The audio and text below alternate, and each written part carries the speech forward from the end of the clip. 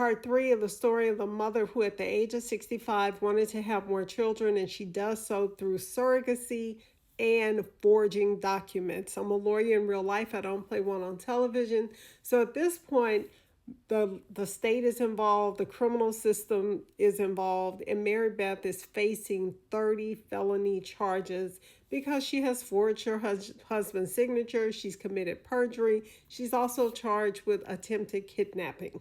So Mary Beth is having a difficult time finding lawyers who will represent her. The lawyer who had represented her in the surrogacy drops her immediately, and she's having a hard time finding people who will represent her. And she's burning through money because this has now become very expensive.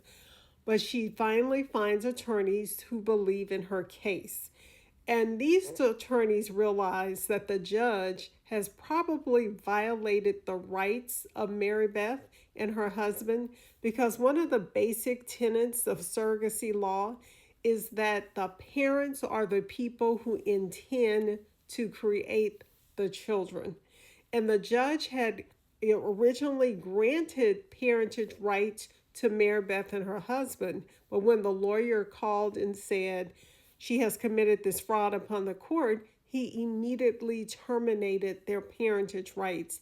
But that is not how the law works.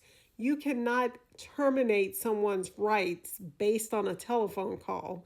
Apparently, he didn't hold a hearing, so the judge didn't go through the proper process for terminating the rights of Mary Beth and her husband. So on that basis, the attorneys that she hired were able to have the order of that judge reversed. And so after a new judge is assigned to the case, the new judge appears to be on the verge of agreeing with Mary Beth and her attorneys that they are the intended parents and they should be awarded the parentage rights to this child.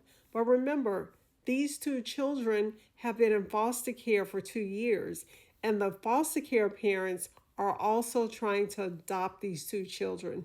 Mary Beth and Bob, they don't even know the names of these two children. They've never had contact or interactions with these children.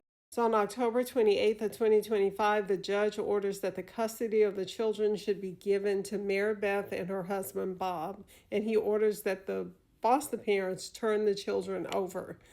Well, of course, the foster parents are not happy with this, and there's a court-appointed attorney for the children. They filed an appeal, the court-appointed attorney, and the foster parents, and so the transfer is halted. So at this point in the story, we don't know what's going to happen because the foster parents have appealed. Legally, Mary Beth and her husband are probably going to get the children because they were the intended parents, and under the surrogacy law, the intended parents and the best interests of the children are what's considered. Now, of course, the foster parents are arguing that the best interest of the children is for the children to stay with them. But we will have to wait and see what happens. But this case raises all kinds of questions. Should people as old as Mary Beth and her husband be parents? Should they, through a surrogacy process? She's 65. By the time these children are 18, she will be in her 80s. What type of life are they going to have? Are they going to have parents who are going to survive long enough to take care of them? Then we have issues of whether it's appropriate for an IVF clinic to allow Mary Beth, someone her age, to have children in her early 60s, in her late 50s and early 60s. And also it's the surrogacy laws that we have today. Do they need to consider the type of things that happen in this case? So there are a lot of legal issues, and as you can see with a case like this, there are issues that people have never thought about that were raised as a result of this issue. So y'all let me know what you think. What are the issues about surrogacy, about parenthood, about IVF? What's been raised for you? Let me know in the comments.